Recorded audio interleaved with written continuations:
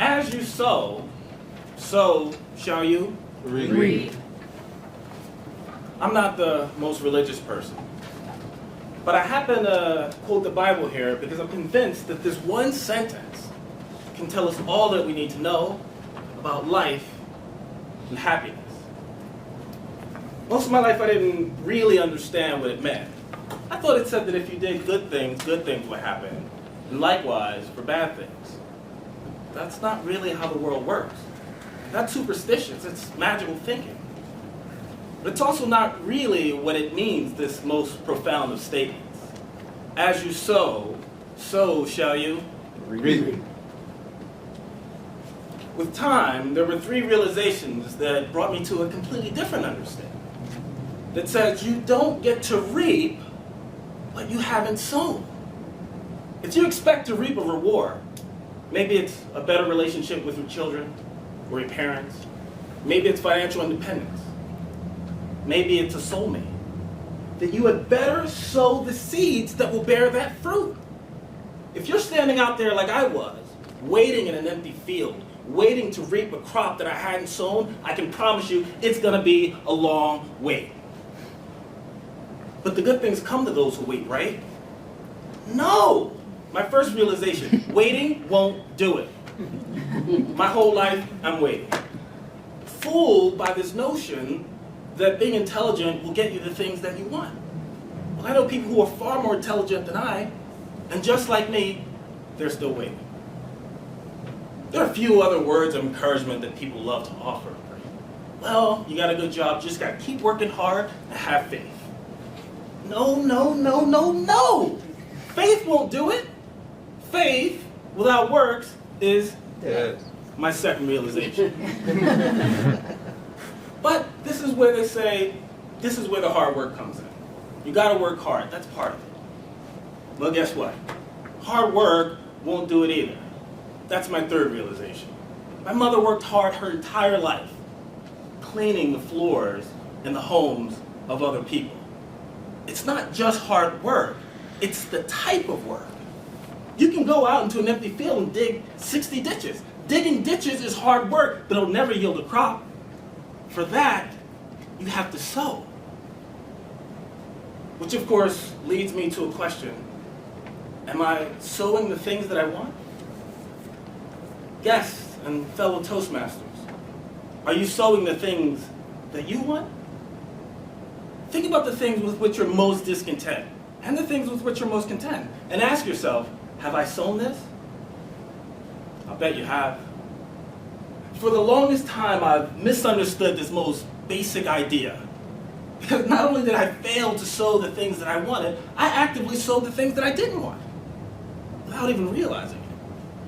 I had a dubious encounter with Patrol Officer Obispo while I was in Cuba.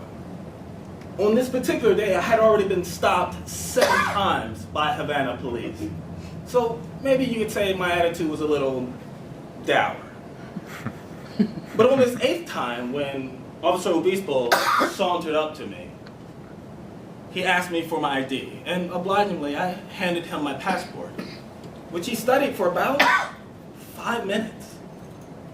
And then he asked, "What country are you from?" Really? What country am I from? I mean, I could have just answered simply and straightforward, but instead I chose to sow discontent. I said, in case you missed the giant spread eagle on the front of my passport, and you don't know enough English to decipher the words United in States, it just so happens that the spelling of the word America, is the same in English as it is in Spanish. So if you don't know what country I'm from after having studied my passport so intently for the last 5 minutes, it's either because you're illiterate, you're an idiot, or both. Patiently, he held up one finger. He said, "Don't ever talk to me that way." But because I'm 22 and I'm invincible, I say I'm a foreigner here and I have special status. I'll say whatever I like. Then he says, "Get in the back of the car." I said, "Huh?" Get in the car. From the back of the patrol car, I apologized so profusely, and I begged so humbly for his forgiveness. And he says, "You're right, foreigners do have status here, special, but you're an American, and you have no status. You don't even have an embassy. So I'll take you down and arrest you and let you explain it to your own government." Generally, I'm not one to panic, but I've never panicked and pleaded and groveled so hard in my entire life. With a stern warning, he let me go and made me promise that he'd never see my face again.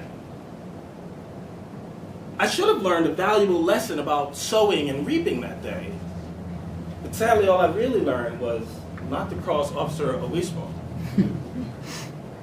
But I've had a dose of humility since then, and as a result, I'm teachable. And I've turned in my seeds of discontent and have begun to sow new seeds. What you see before you is one of them. And now from sun up till sundown, I'll be out sowing every day. And if the rains bring floods, I'll go out and sow again. And if the winds bring blight, I'll go out and sow again. And every morning that I get up, I'll ask myself the same question: am I planting the seeds that I want? Am I sowing the things that I want? And so again, my fellow farmer, I ask you, are you sowing the things that you want?